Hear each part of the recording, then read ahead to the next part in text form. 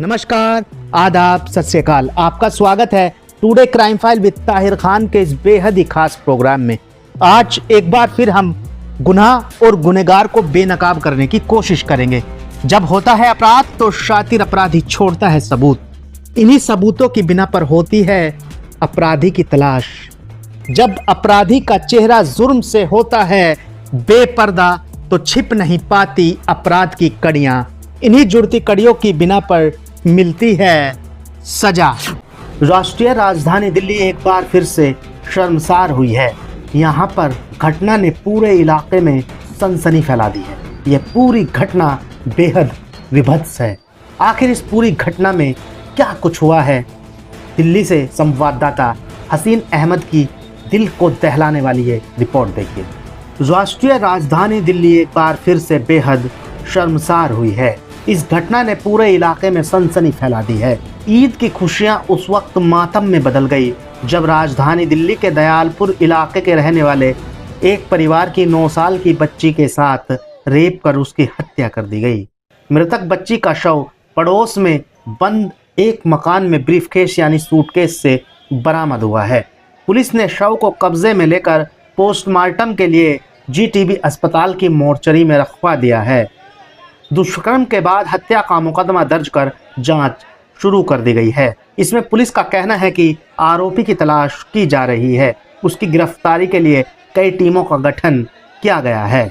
घटना शनिवार रात करीब 8:45 बजे की है। आशंका है कि बच्ची के साथ रेप और मर्डर कहीं और किया गया। बाद में शव को इस बंद मकान में ठिकाने लगाया गया है। दिल्ली पुलिस के मुताबिक बच्ची का शव उसके पड़ोस में एक बंद मकान के अंदर मिला है। ऐसे में आशंका है कि वारदात को भी बच्ची के किसी पड़ोसी ने ही अंजाम दिया है और पहचाने जाने के डर से उसने बच्ची की गला घोंट कर हत्या कर दी।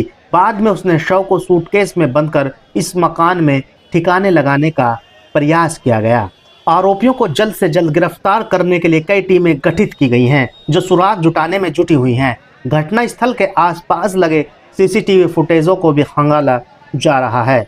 मृतक बच्ची के पिता ने बताया है कि उनकी बेटी शनिवार शाम घर के पास में ही रहने वाले अपने चाचा के यहाँ बर्फ देने के लिए घर से निकली थी। काफी देर बाद जब वह नहीं लौटी तो उन्होंने खोजबीन शुरू कर दी। पूछताछ में पता चला है कि वह चाचा के यहाँ पहुंची ही नहीं है। आसपास के गली में खेल रहे बच्चों से इसकी पूछताछ की गई तो पता चला कि वह एक मकान में गई है। पीड़ित बच्ची के पिता का आरोप है कि जब वह मकान में पहुंचे तो बाहर से ताला लगा हुआ था। वह ताला तोड़कर अंदर दाखिल हुए। वहां एक ब्रीफकेस पड़ा था जिससे खून निकल रहा था। उन्होंने ब्रीफकेस खोलकर देखा तो बच्ची बेहोशी की हालत में पड़ी थी। शरीर के नीचे का हिस्सा न्यूड था। वह तुरंत बच्ची को लेकर जगप्रवेश चंद्र अस्पताल गए जहां डॉक्टरों ने उसे मृत घोषित कर दिया। इस घटना के सामने आने के बाद क्षेत्र के लोगों में काफी रोष है।